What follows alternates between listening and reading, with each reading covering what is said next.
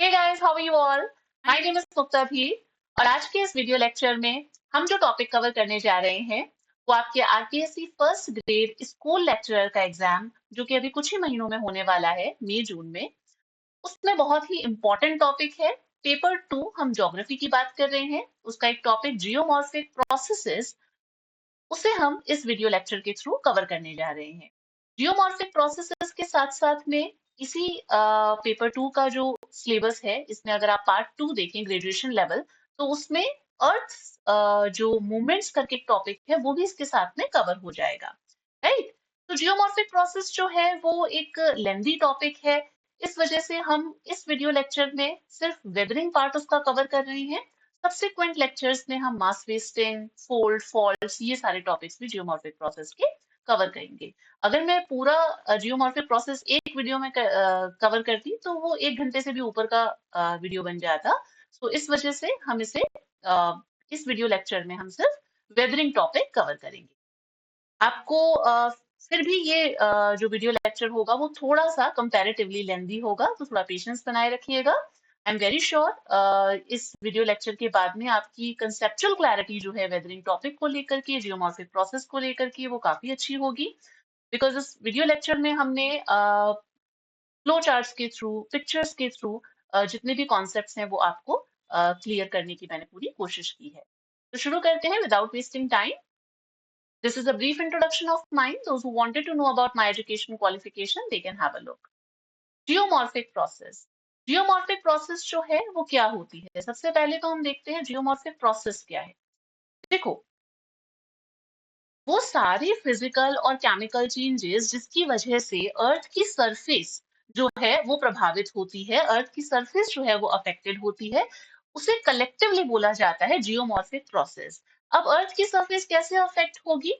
जैसे कि कोई लैंडफॉर्म्स है वो डेवलप हो गए, अगर हम बात करें फोल्ड्स और फॉल्ट्स के थ्रू, है ना, माउंटेन्स बन गए, प्लेटूज बन गए, तो जो अर्थ की सरफेस है वो अफेक्ट हुई इससे।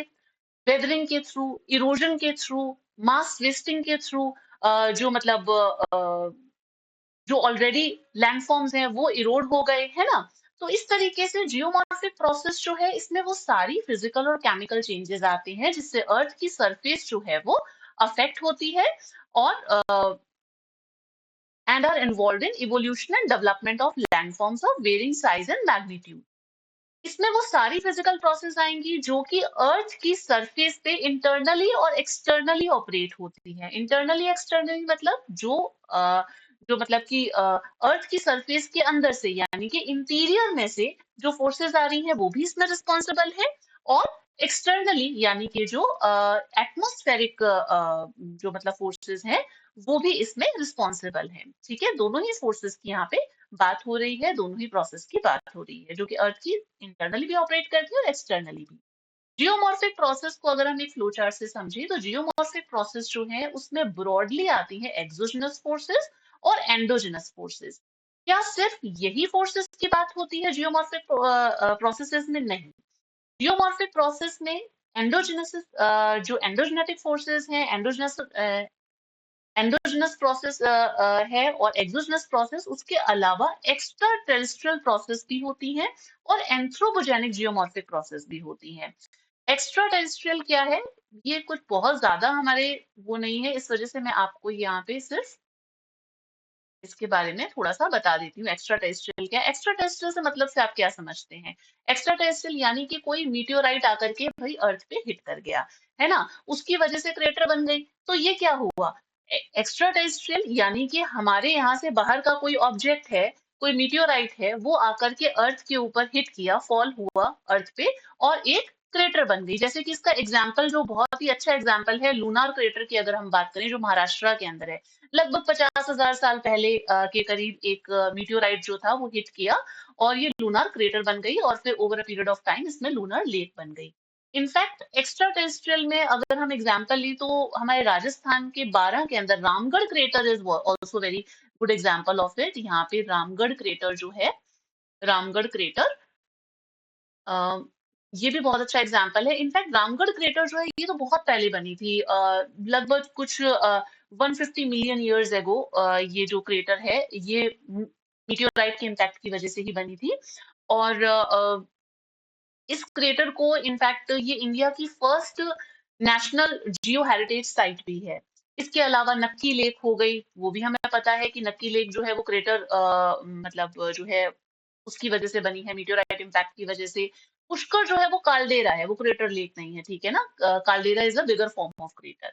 तो एक्स्ट्रा टेरेस्ट्रियल प्रोसेस जो होती है उसके थ्रू भी चेंज आते हैं, उसके थ्रू भी कुछ जैसे कि इस तरीके के लैंडफॉर्म्स बनते हैं, क्रेटर वगैरह हमने देखा।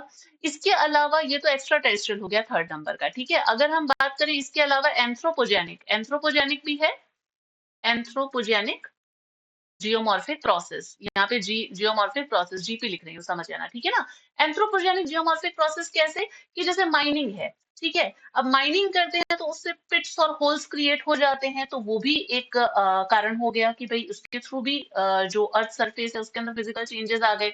एग्रीकल्चर है, एग्रीकल्चर के थ्रू एसिलरेशन होता है, जो मतलब इरोजन है उसका वो बहुत ज्यादा बढ़ता है, तो एक्सीलरेटेड इरोजन की प्रॉब्लम आती है एग्रीकल्चर के थ्रू। उसके अलावा कंस्ट्रक्शन है, जैसे कि डैम्स हो गए, कैनाल्स हो गई, रोड्स हो गई, बिल्डिंग्स हो गई। तो इस तरीके से कुछ आर्टिफिशियल लैंडफॉर्म्स काइंड ऑफ भी क्रिएट होते हैं, है ना। तो एंथ्रोपोजेनिक जियोमॉर्फिक प्रोसेस ये हो गई। अब आप सोच रहे होंगे कि भाई ये जियोमॉर्फिक प्रोसेस है, तो जब हमें इनकी बात करनी है तो हमने इसको इस फ्लो चार्ट में इंक्लूड क्यों नहीं किया। क्योंकि देखो हम इन डिटेल में पढ़ने वाले हैं एक्सोजेनस प्रोसेस को और एंडोजेनस प्रोसेस को, राइट। इन दो के बारे में जस्ट एक ब्रीफ था, मैंने आपको बता दिया, बहुत ज्यादा कुछ नहीं है। जो हमें डिटेल स्टडी करनी है वो हमें एपीजीन या एक्सोजेनस प्रोसेस और हाइपोजीन यानी कि एंडोजेनस प्रोसेस की करनी है, ठीक है। तो अगर हम सबसे पहले बात करें एपीजीन और एक्सोजेनस प्रोसेस, एक्सोजेनस जो एक्सोजेनस प्रोसेस है जिसे एक्सोजेनेटिक फोर्सेस भी कहा जाता है, इसे डीन्यूडेशनल प्रोसेस भी कहा जाता है। यहाँ पे एक और नाम लिख लेना, डीन्यूडेशनल। डीन्यूडेशनल प्रोसेस भी इसको बोला जाता है, इसको डिस्ट्रक्शन फोर्सेस भी बोला जाता है। ये बेसिकली अर्थ का जो एटमोस्फेयर है वहां से ओरिजिनेट होती है, एटमोस्फेयर से ओरिजिनेट होती है। आपको समझ में आ ही रहा है, एक्सोजनस यानी कि बाहरी, तो एटमोस्फेयर से ओरिजिनेट होती है। और ये कंटिन्यूसली जो रिलीफ फीचर्स है उसका डिस्ट्रक्शन करती है। अब एक्सोजनस फोर्सेस जो है वो दो टाइप के वर्क होते हैं इसमें, एक तो है डीग्रेडेशनल वर्क और एक है एग्रेडेशनल वर्क। डिग्रेडेशन का मतलब क्या, डिग्रेडेशन में आ जाता है आपका डीन्यूडेशनल, डिग्रेडेशनल यानी कि इसमें वेदरिंग आ जाएगा, मास मूवमेंट आ जाएगा, इरोजन आ जाएगा, subtraction of the relief features, है ना, कंटिन्यूसली उसका इरोजन हो रहा है। एग्रेडेशनल, एग्रेडेशनल में अब ये जो वीदर्ड और इरोडेड सेडिमेंट्स है वो कहीं जाके डिपॉजिट भी तो होंगे, है ना। जब हम लैंडफॉर्म्स पढ़ते हैं, जैसे कि आपने ग्लेशियल लैंडफॉर्म्स पढ़े होंगे, आपने जो फ्लूवियल लैंडफॉर्म्स पढ़े होंगे, वहां पे भी हम देखते हैं कि कुछ इरोजनल लैंडफॉर्म्स होते हैं, कुछ डिपोजिशनल लैंडफॉर्म्स होते हैं।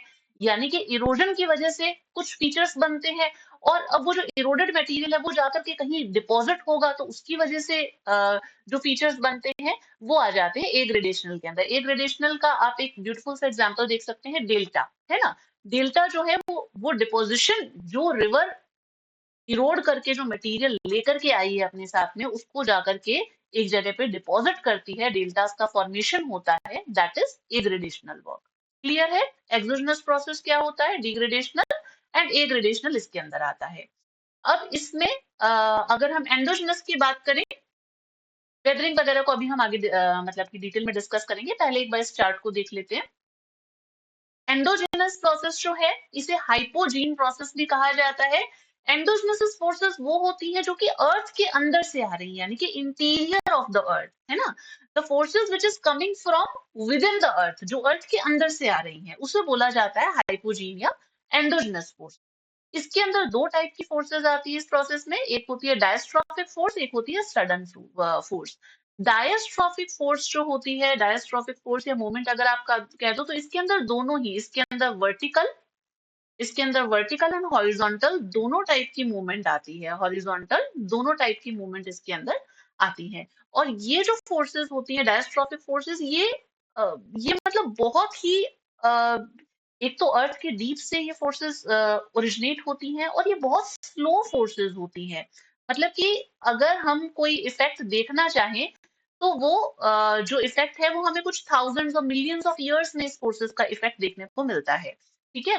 तो उसे बोला जाता है डायस्ट्रॉफिक फोर्सेस। डायस्ट्रॉफिक फोर्सेस बहुत स्लो होती हैं और इसका इफेक्ट जो है वो मिलियंस और थाउजेंड ईयर्स में देखने को मिलता है। इसमें भी दो टाइप की फोर्सेस हैं, एपीरोजेनेटिक मूवमेंट और ओरोजेनेटिक मूवमेंट। एपीरोजेनेटिक, ये जो एपीरो वर्ड है ना, एपीरोज, एपीरोज का मतलब ही होता है कॉन्टिनेंट। क्या होता है मतलब? कॉन्टिनेंट। एपीरोस का मतलब होता है कॉन्टिनेंट और जेनेसिस का मतलब होता है ओरिजिन। इसका मतलब है ओरिजिन और इसका मतलब है कॉन्टिनेंट। तो यानी कि कॉन्टिनेंट के ओरिजिन की हम यहाँ पे बात कर रहे हैं। कॉन्टिनेंट के ओरिजिन से रिलेटेड जो मूवमेंट है उसे बोला जाता है एपीरोजेनेटिक मूवमेंट। एपीरोजेनेटिक मूवमेंट के अंदर इमर्जेंस और सबमर्जेंस आता है।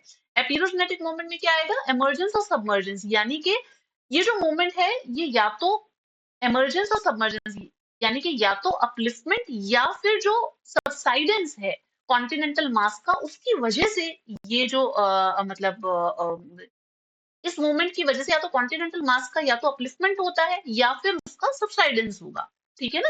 तो इमर्जेंस और सबमर्जेंस, अब जैसे हम देखते हैं ना कि कोस्टल एरिया है ना, जो मतलब कोस्टल एरिया है, तो कोस्ट के पास में जो लैंड है उसका डाउनवर्ड मूवमेंट हो जाता है, वो सबसाइड हो जाती है बिलो सी लेवल, तो हम कहते हैं कि सबमर्ज हो गई अंडर द सी वाटर। तो इसके अंदर तो इसे बोला जाता है सबमर्जेंस। तो वैसे ही इमर्जेंस है, जब अपलिफ्टमेंट हो जाएगा कॉन्टिनेंटल मास का तो उसे इमर्जेंस बोला जाएगा।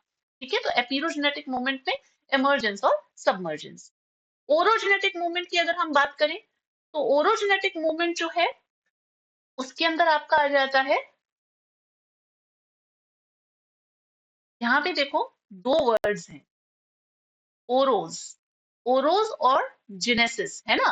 ओरोस का मतलब होता है माउंटेन और जेनेसिस का मतलब तो ओरिजिन हमें पता ही है, यानी कि वो फोर्सेस जिसके थ्रू माउंटेन बिल्डिंग होती है, जिसके थ्रू माउंटेन्स बनते हैं। ओरोजेनेटिक फोर्सेस जो होती है ये माउंटेन बिल्डिंग फोर्सेस होती हैं, और ये जो फोर्सेस होती है हॉरिजॉन्टल मैनर में वर्क करती है। एपीरोजेनेटिक जो मूवमेंट है वो वर्टिकल है, ठीक है ना, ध्यान रखना ये वर्टिकल है। और जो हॉरिजॉन्टल मूवमेंट है वो आपकी ओरोजेनेटिक, हॉरिजॉन्टल, हॉरिजॉन्टल मैनर के अंदर वर्क करती है। ओरिजिनेटिक मूवमेंट जो है ये इसके अंदर अगर हम जो हॉरिजॉन्टल फोर्सेस हैं इसको देखें तो ये दो तरीके से फोर्सेस होती हैं। एक तो फोर्सेस कैसे कि एक तो है कि जब फोर्सेस जो है वो ऑपोजिट डायरेक्शन के अंदर मूव कर रही हैं। अगर फोर्सेस जो है हॉरिजॉन्टल फोर्स ऑपोजिट डायरेक्शन में मूव कर रही हैं तो यहाँ पे कौन सी टेंशनल फोर्सेस क्रिएट होंगी। इसकी वजह से क्रैक्स बनेंगे, है ना, मतलब जो क्रस्ट है वो रप्चर होगी, फॉल्ट्स बनेंगी, फ्रैक्चर्स बनेंगे। तो ये अगर ऑपोजिट डायरेक्शन में ये हॉरिजॉन्टल फोर्स मूव कर रही है। बट अगर ये जो मतलब हॉरिजॉन्टल फोर्स है, अगर ये एक दूसरे के face to face as such ये फोर्स ऑपरेट करती है तो उसे बोला जाता है कंप्रेशनल फोर्सेस, यानी कि कन्वर्जेंट फोर्सेस। इसकी वजह से क्रिस्टल बेंडिंग क्रिएट होती है, यानी कि फोल्ड्स बनते हैं। ठीक है, और जो वार्पिंग है, वार्पिंग भी क्या होती है, एक जो ब्रॉड वार्पिंग होती है उसी का ही हिस्सा होता है फोल्डिंग। फोल्ड छोटे होते हैं, क्रिस्टल वार्पिंग जो है वो बड़े एरिया में होती है, तो उसे बोला जाता है वार्पिंग। तो कुल मिलाकर के ओरोजेनेटिक मूवमेंट जो है इसके अंदर हॉरिजॉन्टल फोर्सेस होती है, एपीरोजेनेटिक मूवमेंट में vertical forces are responsible for this, right. तो डायस्ट्रॉफिक फोर्सेस हो गई। एंडोजनस फोर्सेस के अंदर डायस्ट्रॉफिक फोर्सेस के अलावा सडन फोर्सेस भी आती है। सडन फोर्सेस में आपका वोल्केनो हो गया और अर्थक्वेक हो गया। ठीक है, अब हम बात करते हैं हमारा पहला, जिसमें हम वेदरिंग की बात कर रहे हैं। इस वीडियो लेक्चर में हम लोग वेदरिंग को पढ़ेंगे, तो वेदरिंग की बात करते हैं। वेदरिंग क्या होती है? वेदरिंग जो है, अब यहाँ पे आप ये रॉक देख रहे हो, है ना, ये रॉक जो है ये ऐसे ही यहाँ पे पड़ी हुई रॉक जो है आप देख रहे हो कि इसमें क्रैक आ गया, ये ब्रेक हो गई, है ना। तो वेदरिंग क्या होती है? ये यही प्रोसेस है कि अब ये रॉक कहीं पे मूव नहीं की है, ये उसी जगह पे है, ये स्टैटिक है, यानी कि रॉक का डिसइंटीग्रेशन हो जाना इन सिटू, उसी जगह पे। ये एक स्टैटिक प्रोसेस है, ये यहाँ से मूव करके नहीं गई है, इन सिटू उसी जगह पर ही रॉक जो है उसका डिसइंटीग्रेशन और डीकॉम्पोजिशन हो जाने को ही वेदरिंग बोलते हैं। वेदरिंग जो है उसमें रॉक में क्या होता है, दो टाइप के चेंजेस आते हैं, फिजिकल मैकेनिकल चेंज और केमिकल चेंज। अगर हम फिजिकल चेंज की बात करें तो फिजिकल चेंज किस वजह से आएगा कि अगर टेम्परेचर चेंज होता है, कोई फ्रॉस्ट एक्शन हुआ, कोई विंड एक्शन हुआ, उसकी वजह से या टेम्परेचर चेंज हुआ, तो इसकी वजह से जो रॉक के अंदर जो मतलब क्रैक्स आते हैं, जो इसके अंदर जो जो रॉक का डिसइंटीग्रेशन होता है, उसे फिजिकल चेंज या फिजिकल डिसइंटीग्रेशन बोला जाता है। केमिकल चेंजेस कई बार रॉक्स जो होती है वो डिकम्पोज हो जाती है सिर्फ स्टैटिक वाटर की वजह से भी, कई बार ऑक्सीजन, कार्बन डाइऑक्साइड, कुछ बायोलॉजिकल एक्टिविटीज की वजह से, तो उसे कहा जाता है जो केमिकल चेंजेस, इसकी वजह से भी वेदरिंग होती है। अगर हम ये देखें कि जो वेदरिंग है वो किन किन फैक्टर से इन्फ्लुएंस होती है, तो चार फैक्टर्स होते हैं जिससे वेदरिंग जो है वो इन्फ्लुएंस्ड होती है। कौन कौन से फैक्टर्स? सबसे पहले बात करते हैं रॉक स्ट्रक्चर की। रॉक स्ट्रक्चर से कैसे वेदरिंग इन्फ्लुएंस होगी भाई? रॉक स्ट्रक्चर इंपॉर्टेंट है। देखो, रॉक स्ट्रक्चर जो है उसके अंदर रॉक का जो मिनरल कॉम्पोजिशन है ना? रॉक का जो मिनरल कॉम्पोजिशन है वो आता है, रॉक की फिजिकल प्रॉपर्टीज आती हैं इसके अंदर, जैसे कि उसमें जॉइंट्स हैं, फ्रैक्चर्स हुए हुए हैं, तो ये सब चीजें मैटर करती है। जैसे क्वार्ट्ज है, ठीक है, वो एक बहुत ही स्टेबल मिनरल है, तो वो बहुत इजीली मतलब कि डिकम्पोज नहीं होता है, जबकि उसकी जगह अगर हम एग्जांपल लें फेल्डस्पार का, तो फेल्डस्पार जो है वो बहुत इजीली डिकम्पोज हो जाता है। ठीक है, तो इस प्रकार से रॉक की जो स्ट्रक्चर है, रॉक का जो इनफैक्ट टेक्सचर होता है, टेक्सचर जो है वो भी बहुत मैटर करता है, वो भी बहुत इंपॉर्टेंट फैक्टर होता है, क्योंकि हमें पता चलता है कि रॉक जो है वो अगर पोरस है, परमिएबल है, उसके अंदर वाटर कितना जा सकता है, तो हमें बहुत सारी चीजों से पता चलती है कि भाई अगर पोरोसिटी है रॉक के अंदर, तो वो मतलब उसका जो डिसइंटीग्रेशन है वो जल्दी होगा। कैसे होगा वो चीजें, तो रॉक की स्ट्रक्चर जो है वो बहुत इंपॉर्टेंट होती है, वो एक इंपॉर्टेंट इन्फ्लुएंसिंग फैक्टर है वेदरिंग का। क्लाइमेट की बात करें तो जो हॉट एंड ह्यूमिड क्लाइमेट होते हैं, ठीक है, हॉट ह्यूमिड क्लाइमेट जो है, अगर हम वहां की बात करें तो हॉट ह्यूमिड क्लाइमेट जो है वहां पे आपको केमिकल वेदरिंग देखने को मिलेगी। वहां पे प्रोमिनेंटली कौन सी वेदरिंग होती है? Chemical weathering, intense chemical weathering होती है। हॉट एंड ह्यूमिड रीजन्स में आपको जनरली फिजिकल वेदरिंग नहीं देखने को मिलेगी। टोपोग्राफी, टोपोग्राफी जो है उससे ये पता चलता है कि जैसे रॉक है उसका मतलब सन से एक्सपोजर कितना है, तो रॉक का जो एक्सपोजर है, ठीक है, एक्सपोजर जो है वो पता चलता है, एक्सपोजर टू सन, और उसके थ्रू कौन सी फिजिकल वेदरिंग या फिर केमिकल वेदरिंग है वो इनिशिएट हो रही है, वो प्रोसेस चल रही है, तो टोपोग्राफी भी एक बहुत इंपॉर्टेंट फैक्टर है। Natural vegetation is another very important factor that influence the weathering. Natural vegetation की जैसे वेजिटेशन है, तो अब हमें पता चलता है कि जो वेजिटेशन है उसके थ्रू की वहां पे कितना amount of decaying organic matter है, क्योंकि उससे फिर कार्बन डाइऑक्साइड, ह्यूमिक एसिड वगैरह फॉर्म होता है। वेजिटेशन इनफैक्ट जो रूट्स होती हैं उसको भी बाइंड कर लेती हैं, जो मतलब रॉक होती है उसकी रूट्स को एज सच, जो वेजिटेशन की रूट्स होती हैं वो रॉक को जो सॉइल होती है उसको बाइंड कर लेती हैं। उसकी वजह से क्या होता है, रॉक्स जो है वो वीक भी पड़ जाती हैं, है ना? तो रूट्स जो हैं वो बहुत इंपॉर्टेंट होती हैं। जो रॉक है वो वीक हो जाती है और अल्टीमेटली ब्रेक हो जाती है कई ब्लॉक्स के अंदर, ठीक है? तो ये नेचुरल वेजिटेशन भी इम्पोर्टेंट, तो ये चार इंपॉर्टेंट इन्फ्लुएंसिंग फैक्टर है वेदरिंग के: rock structure, climate, topography and natural vegetation. Weathering के टाइप देखते हैं। देखो, हम थोड़ा डिटेल में इसलिए कर रहे हैं चीजों को क्योंकि आपका सिलेबस में ये ग्रेजुएशन लेवल का भी पार्ट है, सिर्फ मतलब सीनियर सेकेंडरी लेवल का ही नहीं है, ये ग्रेजुएशन लेवल का भी, क्योंकि अर्थ मूवमेंट टॉपिक्स आ जाता है वहां पर। तो खैर, अर्थ मूवमेंट में जनरली आपका फोर्स, फॉल्स और ओरिजिनेटिक एपिरोजिनेटिक मूवमेंट आती है, बट इन टॉपिक्स में से डिटेल में क्वेश्चंस बन जाते हैं, इसलिए हम थोड़ा सा जब कर ही रहे हैं तो अच्छे से कर लेते हैं, है ना? वेदरिंग की अगर हम बात करें तो वेदरिंग में कितने टाइप की होती है, तो फिजिकल वेदरिंग होती है। फिजिकल वेदरिंग को मैकेनिकल वेदरिंग भी बोला जाता है, chemical weathering and biological weathering, right? Physical weathering, सबसे पहले हम बात करते हैं फिजिकल वेदरिंग की। फिजिकल वेदरिंग के डिफरेंट टाइप्स हैं। कितने टाइप की फिजिकल वेदरिंग होती है? उसमें सबसे पहले है फ्रॉस्ट एक्शन। फ्रॉस्ट एक्शन, देखो यहाँ पर क्या होता है कि जो फ्रॉस्ट जो एक्शन है इसको हम आइस वेजिंग भी बोलते हैं, तो दूसरा नाम है इसका आइस वेजिंग। आइस वेजिंग भी बोलते हैं। जनरली आइस वेजिंग है तो कहाँ पे? कोल्ड क्लाइमेट्स के अंदर होती है। वाटर जो है वो जब फ्रीज होता है तो अपने वॉल्यूम का 9% एक्सपैंड कर लेता है, 9% एक्सपैंड करता है, ठीक है, ऑफ इट्स वॉल्यूम। अपने वॉल्यूम का 9% एक्सपैंड होता है। तो जैसे क्रैक है, ठीक है, ये एक रॉक के अंदर क्रैक है, यहाँ पे जो वाटर है वो सीप थ्रू किया, इसके अंदर गया, और फिर जब वो फ्रीज हुआ तब उसकी वजह से क्या होगा, जो रॉक है उसकी वॉल्स पे प्रेशर पड़ेगा, तो ये क्रैक जो है वो वाइड होगा। धीरे धीरे आप यहाँ पे देख रहे हो, ये क्रैक जो है वाइड हो रहा है, ठीक है। और ये फ्रीज थॉ एक्शन चलता रहता है कि अगर दिन के अंदर जैसे आइस मेल्ट हुई है तो उस टाइम पे क्या होगा कि जो पानी है वो इसके अंदर बिल्कुल क्रैक्स के डीप में चला जाएगा और फिर ये एक्सपैंड करेगा। रात को जब ये फ्रीज हो जाएगा तब ये एक्सपैंड करेगा और ये इसकी जो वॉल्स हैं वहां पर प्रेशर क्रिएट करेगा, और ये अल्टीमेटली जब ये प्रोसेस काफी रिपीटेडली काफी टाइम तक होती है तो क्या हो जाता है, रॉक्स जो है वो ब्रेक हो जाती हैं, ठीक है। इसे फ्रीज थॉ एक्शन भी कहा जाता है। क्या कहा जाता है? Freeze thaw action. Freeze thaw action, या फिर हम बात करें तो फ्रॉस्ट एक्शन। क्रॉस सेक्शन के अंदर दूसरा है क्रिस्टलाइजेशन। क्रिस्टलाइजेशन क्या होता है, मैं यहाँ पे आपको बता रही हूँ कि क्या क्या चीजें होती है, बहुत ज्यादा डिटेल मैंने इसकी लिखी नहीं है। आप अगर चाहें तो इस टॉपिक को सरिंदर सिंह बुक जो है, सरिंदर सिंह सर की बुक है जियोमॉर्फोलॉजी या फिर फिजिकल ज्योग्राफी, और उसके अलावा माजिद हुसैन सर की बुक है फिजिकल ज्योग्राफी की, आप वहां से कवर कर सकते हैं थ्योरी। बट जनरली आपसे पूछा जाता है क्या चीज है, तो हम यहाँ पे वो वैसे ही देख रहे हैं, तो पिक्चर्स के थ्रू आपको पता चल जाएगा।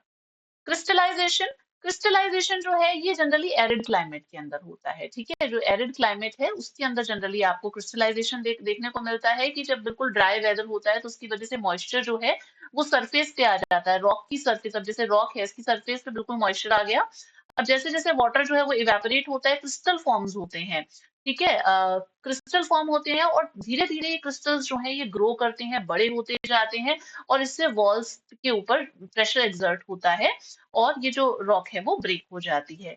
तो क्रिस्टलाइजेशन प्रोसेस ये होती है। हाइड्रेशन प्रोसेस क्या होती है? हाइड्रेशन में क्या होता है कि जैसे अगर एक जैसे हाइड्रेशन प्रोसेस अगर आप देख रहे हो तो आपको फिजिकल में भी देखने को मिल रही है और केमिकल में भी देखने को मिल रही है ना, क्योंकि हाइड्रेशन प्रोसेस में क्या होता है, थोड़ा सा केमिकल चेंज भी होता है, ठीक है। हाइड्रेशन प्रोसेस में केमिकल चेंज भी होता है। इसमें क्या होता है कि जो वाटर मॉलिक्यूल्स हैं, अब जैसे ये सपोज रॉक है, ठीक है, इसने वाटर को एब्जॉर्ब कर लिया, ठीक है। अब जो मिनरल्स हैं जो रॉक के अंदर वो इस वाटर को एब्जॉर्ब कर रहे हैं। अब एब्जॉर्ब करने के बाद में क्या होगा, ये स्वेल हो जाएगी, थोड़ी फूल जाएंगे इसके मिनरल्स जो है, तो उसकी वजह से रॉक की जो आउटर सरफेस है, जो मतलब एक स्ट्रेस क्रिएट होगा रॉक के बाहर, एक स्ट्रेस क्रिएट होगा, उसकी वजह से जो रॉक है वो ग्रैन्युलर डिसइंटीग्रेशन हो जाएगा रॉक का। रॉक जो है वो छोटे छोटे ग्रैन्यूल्स के अंदर ब्रेक हो जाएगी। तो हाइड्रेशन प्रोसेस जो है उसके अंदर थोड़ा सा केमिकल चेंज भी होता है,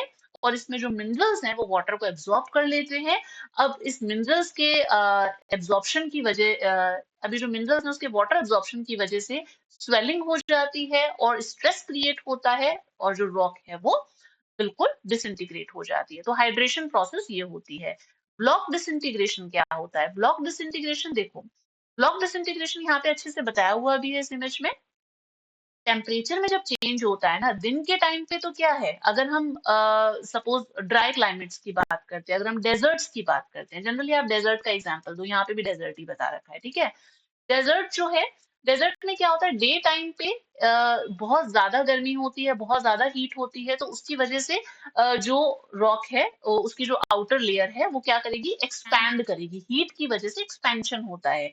नाइट के टाइम पे क्या होता है, डेजर्ट में हमने देखा है कि नाइट के टाइम पे रातें बहुत ठंडी होती हैं, तो नाइट के टाइम पे ये जो आउटर लेयर है इस रॉक की वो क्या करेगी, कॉन्ट्रैक्ट करेगी। जब ये प्रोसेस लंबे समय तक चलती रहती है, ये एक्सपेंशन और कॉन्ट्रैक्शन की प्रोसेस, तो की वजह से क्या होता है, over a period of time जो ये पूरी रॉक है ये शैटर होकर के इस तरीके से ब्लॉक्स के अंदर, आपका यहाँ पे आपको रियल लाइफ जो पिक्चर है ये, कि ब्लॉक्स के अंदर ये डिसइंटीग्रेट हो जाती है, बड़े बड़े ब्लॉक्स जो होते हैं वो इस तरीके से टूट जाते हैं, ठीक है। और इसके अलावा नेक्स्ट जो है, ब्लॉक डिसइंटीग्रेशन के बाद में आता है ग्रैन्युलर डिसइंटीग्रेशन। ग्रैन्युलर डिसइंटीग्रेशन क्या है, ये भी एक्सपेंशन और कॉन्ट्रैक्शन की वजह से ही होता है। जो रॉक्स का है उसमें एक्सपेंशन और कॉन्ट्रैक्शन होता है, उसी की वजह से होता है। बट इसके साथ में क्या है कि जो रॉक है उसमें जो कोर्स ग्रेन्स होते हैं ना उनका डिफरेंट कलर होता है। अब डिफरेंट डिफरेंट कलर्स के ग्रेन्स होंगे तो वो हीट भी जो है वो उस अकॉर्डिंगली ही अब्सॉर्ब करेंगे। इस वजह से जो रॉक पार्टिकल्स हैं वो डिसइंटीग्रेट हो जाते हैं और ग्रैन्यूल्स के रूप में मतलब छोटे छोटे ग्रैन्यूल्स के रूप में डिसइंटीग्रेशन इसका हो जाता है। Then come to shattering, another type of physical weathering. Shattering क्या होता है? कई बार आपने देखा होगा कि जो डेजर्ट है उसके अंदर बिल्कुल मतलब बहुत ज़्यादा हीट की वजह से बहुत ज़्यादा हॉट एंड ड्राई वेदर है। हीट की वजह से अब अचानक से उस हीट में एकदम से हल्की सी रेनफॉल हो गई। तो अब जो आउटर शेल है रॉक की, उसके ऊपर जब हल्की सी भी रेनफॉल, पानी की कुछ बूंदें पड़ती है, तो वो एकदम से चटक जाता है ना? एकदम से क्या होता है, जो आउटर शेल होगा उसका रॉक का, वो ब्रेक कर जाएगा, वो शैटर हो जाएगा। तो उसे बोला जाता है शैटरिंग। तो ये भी कहाँ पे होती है? ये भी आपकी हॉट डेजर्ट्स के अंदर होती है। डेजर्ट्स के अंदर शैटरिंग, ठीक है ना? ये बिल्कुल जो मतलब हॉट रीजन्स के अंदर हॉट डेजर्ट्स में रेनफॉल की वजह से अगर एकदम से रेनफॉल हो जाती है तो उसकी वजह से क्या होता है, अब गर्म सरफेस है उस पे एकदम से ठंडा पानी पड़ेगा तो वहां पे मतलब जो उसके अंदर क्रैक्स डेवलप हो जाते हैं। Now come to spheroidal weathering and then exfoliation, दोनों को हम साथ में ही देखते हैं, स्फेरॉइडल वीदरिंग एंड एक्सफोलिएशन। ये देखो, यहाँ पे आपको ये दिख रहा है, इस प्रोसेस को समझते हैं। रात के टाइम पे हमने देखा दिन में रॉक जो है वो एक्सपैंड कर रही है, ठीक है? ये आपको रॉक दिख रही है एक्सपैंड करती हुई, आउटर लेयर हमने देखा था। रात के टाइम पे क्या हो रहा है? क्योंकि ठंडा होने की वजह से, हीट की वजह से एक्सपैंड की और कोल्ड की वजह से क्योंकि रात ठंडी होती है तो उसकी वजह से ये क्या हुआ? कॉन्ट्रैक्ट कर गया। अब स्फेरॉइडल वीदरिंग क्या है? अब इसकी राउंडेड शेप कैसे बनी? पहले तो नॉर्मल रॉक जैसी रॉक, इस तरीके की रॉक होती है, वैसी ही रॉक है।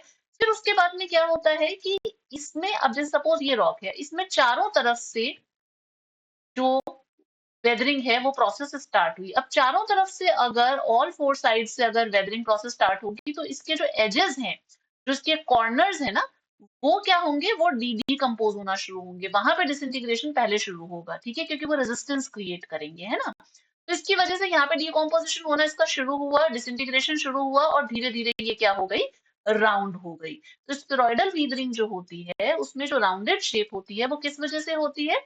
कि वेदरिंग जो है वो इस एक्सपोज्ड रॉक पे चारों तरफ से अटैक कर रही है, ठीक है ना? एक साथ नहीं। और फिर इस रॉक का धीरे धीरे क्या होता है? डीकम्पोजिशन हो जाता है और मटेरियल जो है वो गिर जाते हैं।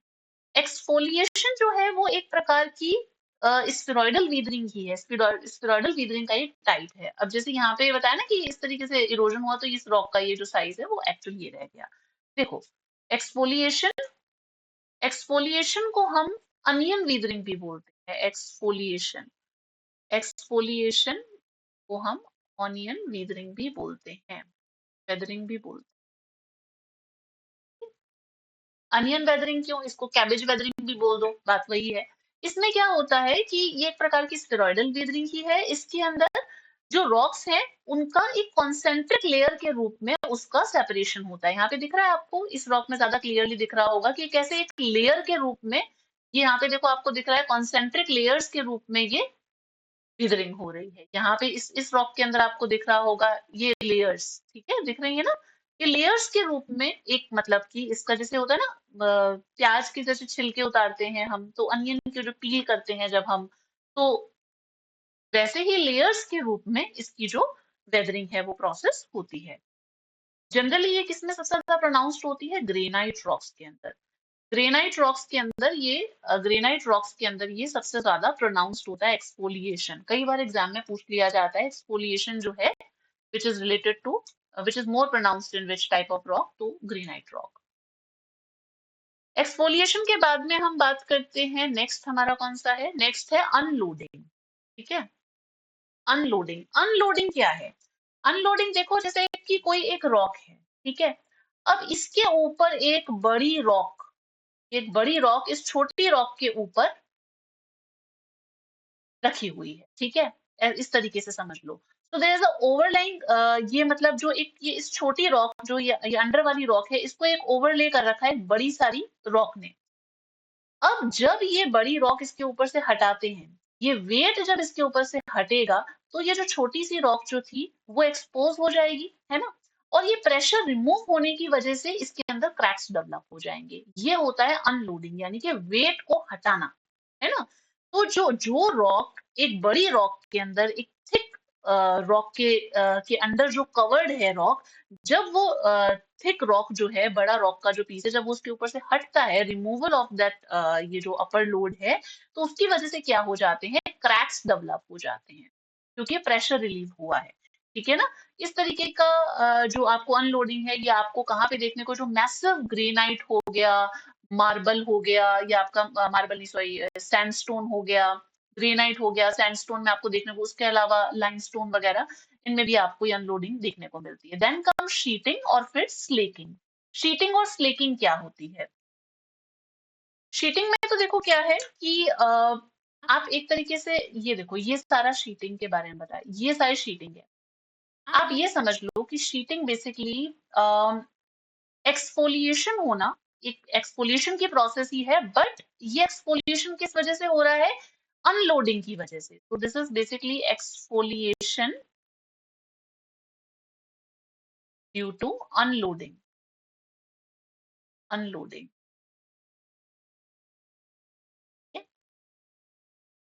इसमें क्या है, जॉइंट्स, एक सेट ऑफ जॉइंट्स जो हैं वो ऐसे फॉर्म्स होते हैं, ठीक है, और ये सरफेस के बिल्कुल पैरेलल होते हैं। धीरे धीरे क्या होती हैं, जो ये जो रॉक स्ट्रक्चर्स हैं, ये पील अवे होती जाती हैं मेन रॉक मास से, जैसे जैसे प्रेशर जो है, ड्यू टू, क्योंकि प्रेशर रिलीज होता है इस वजह से। तो एक्सफोलिएशन की प्रोसेस है, जैसा हमने देखा, लेयर्स बाय लेयर्स ये होती है, बट ये प्रेशर के रिलीव होने की वजह से हो रही है, ठीक है, अनलोडिंग की वजह से हो रही है। So that is sheeting. Slaking क्या होती है? फ्लेकिंग आपको देखने को मिलती है। Flaking basically salt crystal formation भी इसको बोल सकते हैं। इसमें जो ये जनरली आपको एरिड, या तो एरिड रीजन के अंदर, या फिर सेमी एरिड रीजन के अंदर, या फिर कोस्टल रीजन के अंदर ये आपको देखने को मिलती है स्लेकिंग की प्रोसेस। इसमें क्या होता है कि ऑल्टरनेटिव वेट और ड्राई जो रॉक्स हैं, वो ऑल्टरनेटिवली उनकी वेटिंग और ड्राइंग होने की वजह से सॉल्ट के जो क्रिस्टल्स हैं वो बन जाते हैं, उसकी ग्रोथ हो जाती है, फॉर्मेशन हो जाता है। इस वजह से रॉक्स जो है वो डिसइंटीग्रेट हो जाती हैं। तो ये हो गया स्लेकिंग। ये बात की हमने फिजिकल वेदरिंग की। आई होप ये आपको अच्छी तरीके से सारे पॉइंट्स जो है, इसके सारे टाइप्स जो है फिजिकल वेदरिंग के, वो समझ में आ गए होंगे। अगर नहीं आए तो एक बार इसे आप दोबारा से सुन लीजिएगा, आ जाएंगे। Chemical. Now come to chemical weathering. Chemical weathering, physical weathering को हमने बताया था मैकेनिकल भी बोलते हैं, दूसरी होती है केमिकल वेदरिंग। केमिकल वेदरिंग के अंदर, अब केमिकल वेदरिंग जनरली आपको ये जो इक्वेटोरियल रीजन हो गया, इक्वेटोरियल रीजन जो है, जोन्स हो गए, या फिर ट्रॉपिकल जोन हो गया, सब ट्रॉपिकल जोन हो गया, ऐसे रीजन जहां पर हीट और मॉइस्चर बहुत ज्यादा है, हीट और मॉइस्चर जो है जहाँ पे बहुत ज्यादा है, तो वहां पे केमिकल वेदरिंग जो है वो ज्यादा होती है कंपेयर टू फिजिकल वेदरिंग। ठीक है। केमिकल वेदरिंग वहां पे ज्यादा इंपॉर्टेंट होती है फिजिकल वेदरिंग के कंपैरिजन में।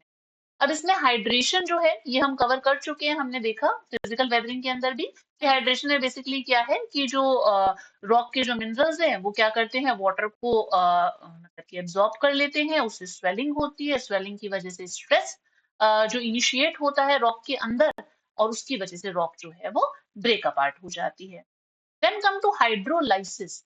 हाइड्रोलाइसिस क्या होता है? हाइड्रोलाइसिस जो है, इसमें क्या होता है, जो रॉक के जो मिनरल्स है ना, वो अब वाटर के साथ में रिएक्ट करेंगे, कंबाइन करेंगे, ठीक है ना।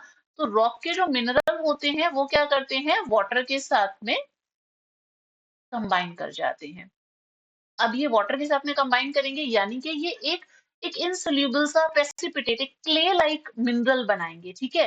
अब यहाँ पे क्या हो रहा है कि जब रिएक्शन की वजह से केमिकल ब्रेकडाउन हो रहा है कंपाउंड का, ठीक है, वाटर से रिएक्शन करने की वजह से केमिकल ब्रेकडाउन हो जाता है, जो मतलब कि कंपाउंड है उसका। Then come to oxidation. Oxidation क्या होता है? अभी इसकी सारी इमेज दिखाऊंगी मैं बाद में, एक साथ हम देख लेंगे। यहाँ पे ये सारे प्रोसेस हैं। ये हमने हाइड्रोलाइसिस देखा, दिस वाज द हाइड्रेशन, तरीके से जिप्सम फॉर्मेशन हुआ है, दिस इज हाइड्रोलाइसिस, ये हो गया हाइड्रेशन। अब हम बात करें ऑक्सीडेशन की। ऑक्सीडेशन ये कुछ रियल लाइफ इमेजेस हैं, तो वहां से कार्बन ऑक्सीडेशन। ऑक्सीडेशन में क्या है कि जो वाटर के अंदर डिजोल्व ऑक्सीजन है, ऑक्सीजन तो डिजोल्व होता है ना वाटर के अंदर, जब वो रिएक्ट कर जाता है जो रॉक के मिनरल से, जैसे कि आयरन है सपोज, ठीक है ना, तो उससे अब ये ऑक्सीजन आयरन से रिएक्ट करके आयरन ऑक्साइड बना देगा। तो इस तरीके से जो ये केमिकल चेंजेस हुआ तो ऑक्सीडेशन प्रोसेस थी। कार्बोनेशन जो कार्बन डाइऑक्साइड है, जब ये फ्लूइड्स में इंट्रोड्यूस किया जाता है जैसे रेन वाटर के थ्रू, है ना? तो ये जो कार्बन डाइऑक्साइड है ये क्या करता है, वीक कार्बोनिक एसिड बनाता है। और जब जैसे रॉक्स हुई, जैसे कि लाइम वाली रॉक्स हुई या फिर कुछ बेसिक ऑक्साइड्स वाली रॉक्स हुई, पोटाश वगैरह हुआ, इसके साथ में ये रिएक्ट करके क्या बना देता है, बाइकार्बोनेट। बाइकार्बोनेट जो है वो बना देता है। और इस तरीके के आपको मतलब इस तरीके का जो वेदरिंग प्रोसेस है वो आपको कार्स्ट टोपोग्राफिक रीजन में देखने को मिलता है। कार्स्ट रीजन तो हमने देखी थी ना, कार्स्ट टोपोग्राफी, टोपोग्राफीज, वहां पे हम ये देखने को मिलता है। ठीक है, कार्बोनेशन हो गया। कार्बोनेशन के बाद में सॉल्यूशन, सॉल्यूशन जो है वो बहुत ज्यादा इंपॉर्टेंट है, लीस्ट इंपॉर्टेंट है। इसमें सिर्फ यही है कि सॉलिड रॉक जो है वाटर में डिसॉल्व हो जाती है। Then come to salt crystal growth. Salt crystal growth arid region के अंदर होता है। एरिड रीजन में हमने देखा था, जैसे हमने क्रिस्टलाइजेशन देखा था फिजिकल के अंदर, वैसे ही केमिकल में salt crystal growth. Arid regions में क्या होता है, अगर बहुत लंबे समय तक ड्रॉट का पीरियड चल रहा है तो जो ग्राउंड वाटर होगा वो क्या होगा, कैपिलरी एक्शन के थ्रू बिल्कुल आपका जो सरफेस है वहां तक आ जाएगा, कैपिलरी एक्शन के थ्रू ऊपर आ जाएगा। अब क्या होगा कि इवेपोरेशन होगा। अब रॉक के जो ऊपर की साइड में आ गया, इवेपोरेशन की वजह से क्या होगा, यहाँ पे टाइनी क्रिस्टल्स बन जाएंगे। अब ये जो क्रिस्टल्स हैं वो किस चीज के हैं, ये आपके मतलब सोडियम क्लोराइड के क्रिस्टल्स होंगे, अपने कैल्शियम कार्बोनेट, इस तरीके से मतलब एक कैल्साइट हेलाइट वगैरह इस तरीके से क्रिस्टल्स बन जाएंगे। और फिर ये धीरे धीरे क्रिस्टल्स क्या होते हैं, ये जो क्रिस्टल्स होते हैं ये प्रेशर इंड्यूस करते हैं इस रॉक के अंदर, और ये जो प्रेशर इंड्यूस करते हैं उसकी वजह से जो रॉक है वो ब्रेक अपार्ट हो जाती है, यानी कि टूट जाती है। ठीक है, ये देखो ये यहाँ पे ऑक्सीडेशन, दिस इज कार्बोनेशन। ये है सॉल्ट क्रिस्टल ग्रोथ, लिखते हैं सॉल्ट क्रिस्टल ग्रोथ। ये सारी केमिकल वेदरिंग के कुछ पिक्चर्स हैं, इसके थ्रू आप ध्यान रख सकते। Solution, normal solution. Biological weathering. अब बायोलॉजिकल वेदरिंग आपने देखा है कि कई बार एल्गी की वजह से मोसेस हो गई, लाइकन्स हो गए, और उसके अलावा कुछ वेजिटेशन मतलब ये जब है ये एल्गी, मोसेस, लाइकन्स वगैरह, ये इस तरीके से रॉक के ऊपर जब ये यहाँ पर एक्यूमुलेट हो जाते हैं तो ये रॉक की सरफेस पे, क्योंकि अब कुछ वेजिटेशन होंगी तो यहाँ पे पानी वगैरह भी होगा, है ना, वाटर वगैरह भी सरफेस पे होंगी, बहुत सारे ऑर्गेनिक एसिड्स वगैरह भी की वजह से भी मतलब ये डिके होता है।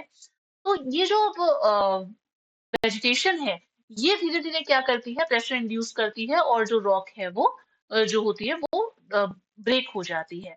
अब जैसे कि अगर हम पेड़ की बात करें, ट्री की, है ना, अब यहाँ पे आपको दिख रहा है कि इस रॉक के अंदर से ये ट्री निकलता हुआ आ रहा है, तो ट्री बेसिकली मतलब ट्री की जो रूट्स हैं हम देखते हैं कि वो बिल्कुल रॉक के अंदर चली जाती हैं, मतलब नीचे जितनी ज्यादा डीप रूट्स होती हैं वो वैसे वैसे रॉक को नीचे ब्रेक कर देती हैं।